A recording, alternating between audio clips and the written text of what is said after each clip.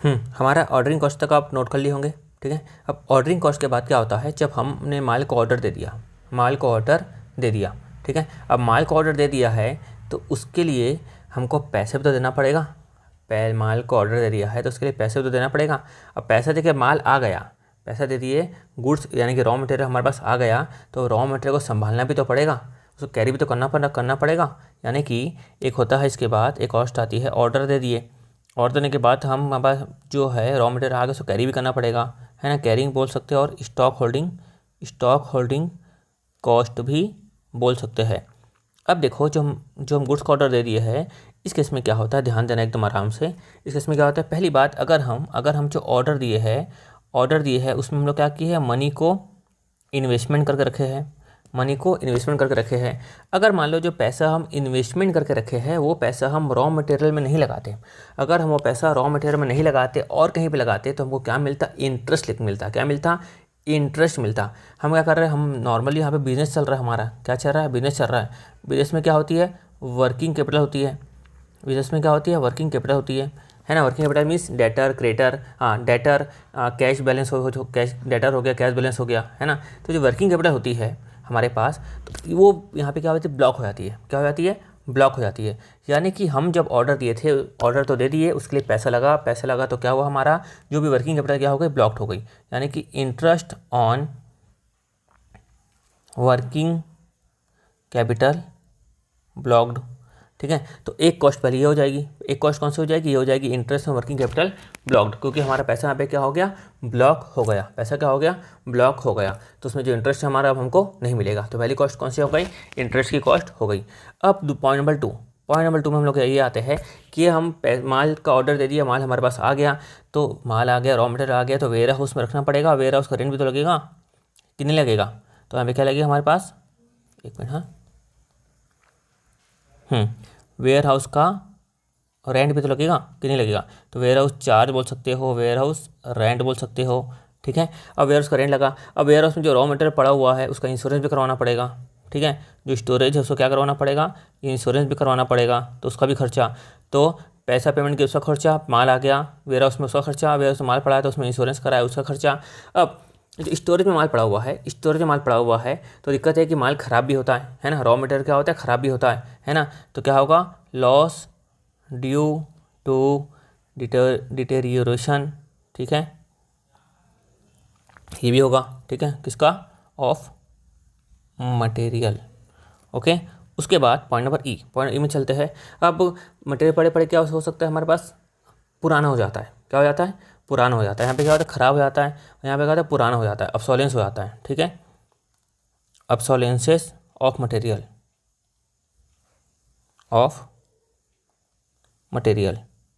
और चोरी का भी खतरा रहता है। ठीक है, थेफ्ट एक्सेट्रा, ये जो है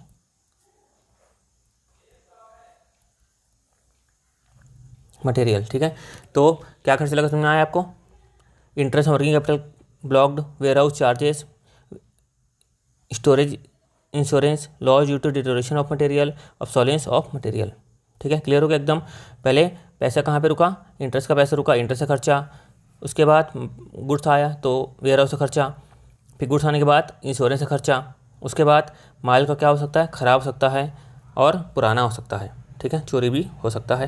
तो ये बात समझ में आ गई। अब इन सब खर्चे को कम करने के लिए हमको क्या करना पड़ेगा, इन सब खर्चे को कम करने के लिए क्या करना पड़ेगा, तो हम लोग को इन सब खर्चों को हम लोग रिड्यूस करना है। खर्चों को रिड्यूस करना है तो हम लोग क्या करेंगे, reduce the quantity bought every time. जो भी हम क्वांटिटी हर हमेशा खरीदते हैं उसको हम कम से कम मंगाएंगे, देखते हुए कि कितना मंगाना चाहिए कितना नहीं मंगाना चाहिए। तो reduce the quantity bought every time. ठीक है, लेकिन अब आपका दिमाग चलेगा कि क्वांटिटी कम मंगाएंगे तो हमारा ऑर्डर बढ़ जाएगा ना। ठीक है, यानी कि हम क्वांटिटी अगर कम मंगाएंगे, क्वांटिटी यहाँ पे हम कैरिंग कॉस्ट को कम करने के लिए क्वांटिटी कम मंगाएंगे, तो इस केस में क्या होगा भैया, ऑर्डर बढ़ जाएगा ना, फिर ऑर्डरिंग कॉस्ट बढ़ जाएगी। समझ में आया, कैरिंग कॉस्ट तो कम हो जाएगी, फिर ऑर्डरिंग कॉस्ट बढ़ जाएगी। ये भी तो प्रॉब्लम वाली बात हो गई। ठीक है, जैसे एग्जांपल समझाता हूँ मैं कि पहले मान लो मैं पहले मंगाता था मैं 10,000 की मेरी एनुअल डिमांड थी, 10,000 की एनुअल डिमांड थी। ठीक है, और मैं एक बार में 1000 का ऑर्डर देता था, यानी कि मेरे को 10 ऑर्डर देने पड़ते थे।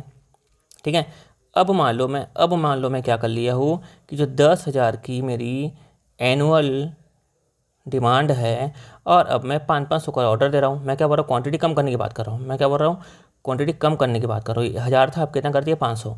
तो अब क्वांटिटी कम कर दिया हूँ तो नंबर ऑफ ऑर्डर क्या हो जाएंगे मेरे, बढ़ जाएंगे। 10 ऑर्डर से कितने ऑर्डर हो गए, 20 ऑर्डर।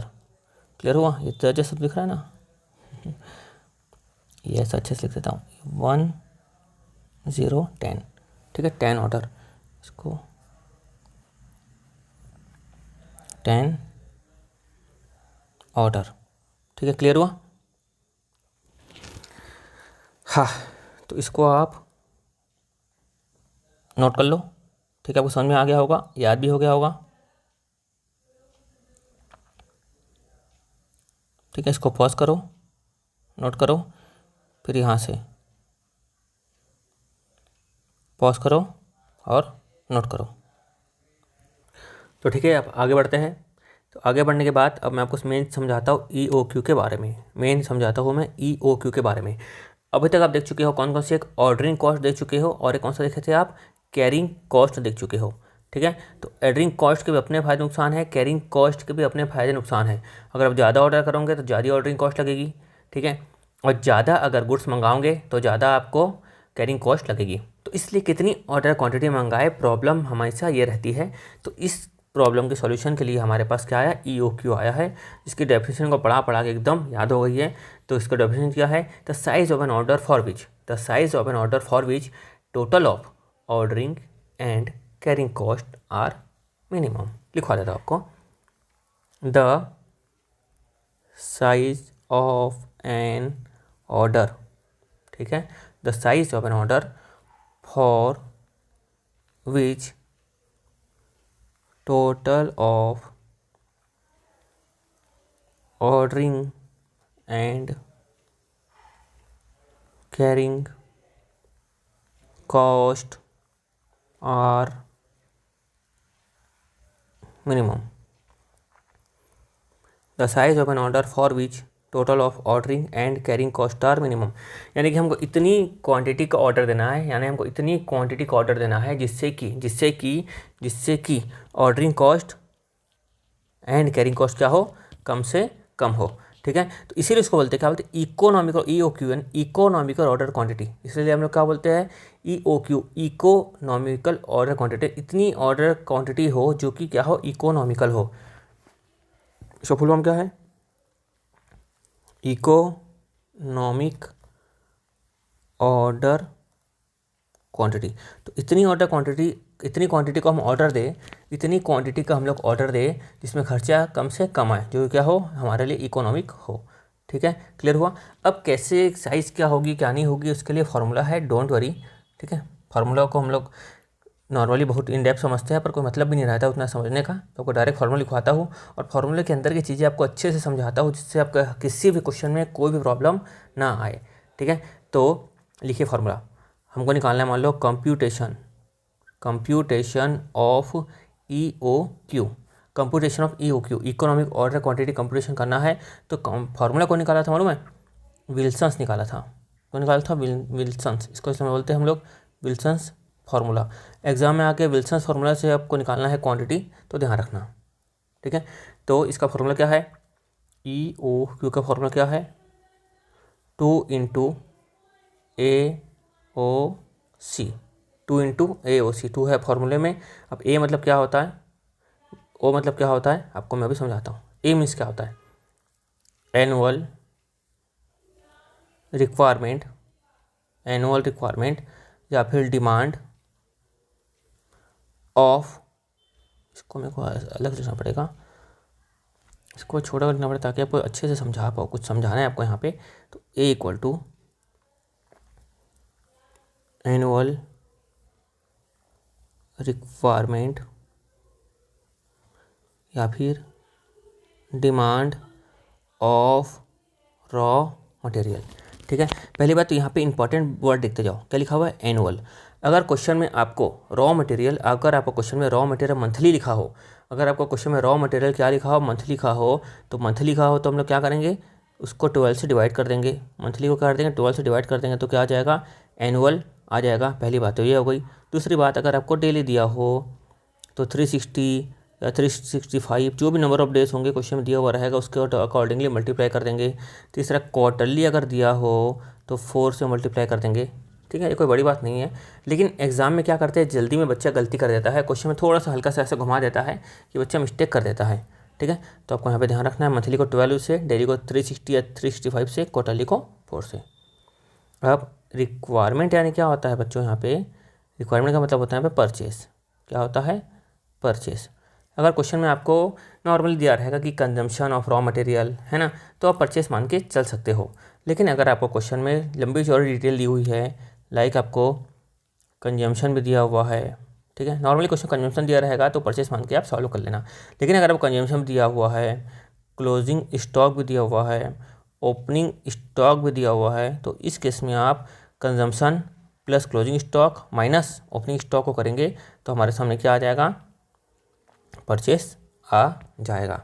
समझ में आया, consumption plus closing stock minus opening stock equal to purchase. जैसे कि एक बच्चे में बोल रहा था सर अगर ऐसा करे तो, जैसे ट्रेडिंग अकाउंट करते हैं, कैसे करते हैं ट्रेडिंग अकाउंट में, टू परचेस कर ऐसा, to opening stock, to purchase, उसके बाद बाय अगर हम लोग यहाँ पे सर कर दे कंजम्पशन, और यहाँ पे लिख दिया हम लोग बाय क्लोजिंग स्टॉक। तो कंजम्पशन दिया है, क्लोजिंग स्टॉक दिया है और क्या दिया, ओपनिंग स्टॉक दिया है, तो अपने आप ये बैलेंसिंग फिगर आ जाएगा। आप ऐसा भी कर सकते हो, आंसर आना चाहिए।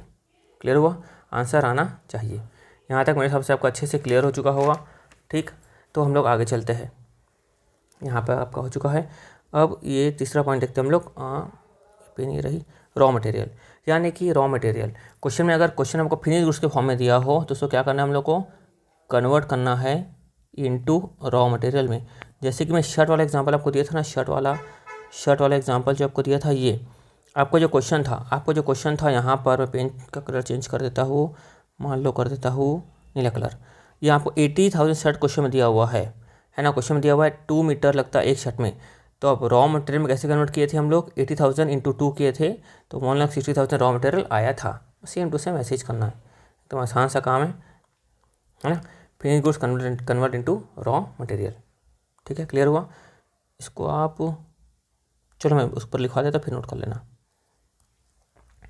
उसका ओ यानी क्या होता है, ऑर्डरिंग कॉस्ट पर ऑर्डर। वो यानी क्या होता है, ऑर्डरिंग कॉस्ट पर ऑर्डर, कि एक ऑर्डर की ऑर्डरिंग कॉस्ट कितनी है। सिंपल क्वेश्चन में दिया रहेगा, लाइक 100 रुपये है, 150 रुपये है, कितनी है क्वेश्चन में दिया रहेगा। सी यानी क्या होता है, कैरिंग कॉस्ट। सी यानी carrying cost per unit per annum. तो ओ से ऑर्डरिंग, सी से carrying cost per unit per annum. ये आपको क्वेश्चन में लाइक दिया रह सकता है कि पर यूनिट, मैं आपको अच्छे से समझाता हूँ। कैरिंग कॉस्ट पर यूनिट यानी कि मान लो कि क्वेश्चन में दिया रहेगा कि हम जो रॉ मटेरियल मंगाए है, ऊपर एग्जाम्पल में तो कितना था, हम रॉ मटेरियल कितना मंगाए थे, मान लो 1,60,000 का रॉ मटेरियल मंगाए थे। कितना मंगाए थे हम लोग रॉ मटेरियल मंगाए थे 1,60,000 रॉ मटेरियल मंगाए थे। और लिखा रहेगा कि एक रॉ मटेरियल कॉस्ट कितनी है, 100 रुपीज़ है। कितना रहेगा, ऐसे लिखा रहेगा कि रॉ मटेरियल मंगाया है, एक की कॉस्ट 100 रुपीज़ है। और ये ऐसा दिया रहेगा कि परसेंटेज फॉर्म में दिया रहेगा, लाइक स्टोरेज कॉस्ट दिया रहेगा, मान लो स्टोरेज कॉस्ट दिया होगा, मान लो 5% दिया हो सकता है। ठीक है, और ऐसा दिया सकता है इंटरेस्ट कॉस्ट मान लो दिया रह सकता है, यहाँ पे ले लो 5%, टोटल कितना हो गया 10%। अब यहाँ पे क्या लिखा हुआ है, carrying cost per unit per annum. तो पर यूनिट कॉस्ट कितनी दी है यहाँ पे, 100 रुपये। तो अब क्या करना है आपको, 100 रुपये इंटू ये जो दिया रहेगा परसेंटेज किस में रहेगा, पर एनम में रहेगा, नहीं रहेगा तो बता दिया जाएगा, डोंट वरी। तो इंटू क्या कर देंगे हम लोग, कितना 10%, कितना हो गया हमारे पास ₹10। क्लियर हुआ। तो हम लोग की यहाँ पे ओ से ऑर्डरिंग कॉस्ट क्वेश्चन में दी रहेगी, ओ से ऑर्डरिंग कॉस्ट क्वेश्चन में दी रहेगी लाइक 100। और कैरिंग कॉस्ट कैसे निकालेंगे, सी कैसे निकालेंगे हम लोग, कि जो भी पर यूनिट का रेट रहेगा, पर यूनिट का रेट जो भी रहेगा उसको परसेंटेज से मल्टीप्लाई कर देंगे। ये पहला ऑप्शन है। या फिर दूसरा ऑप्शन ये भी रहेगा कि अब क्वेश्चन में दिया भी रह सकता है। और हम दिक्कत वाली बात नहीं है, इतने सारे क्वेश्चन करेंगे कि आपके लिए एकदम ABCD जैसा काम हो जाएगा। ठीक है, तो चलो अब इसको नोट कर लो, इसको क्या कर लो, नोट कर लो। आपका कहाँ तक हो चुका था, इंटरेस्ट ऑन वर्किंग कैपिटल आपको यहाँ से करना था ना, इकोनॉमिक ऑर्डर क्वांटिटी से। तो देखो, पॉज करो, नोट करो, पॉज करो, नोट करो, पॉज करो, नोट करो, पॉज करो, नोट करो, उसके बाद यहाँ से पॉज करो, नोट करो। ठीक है,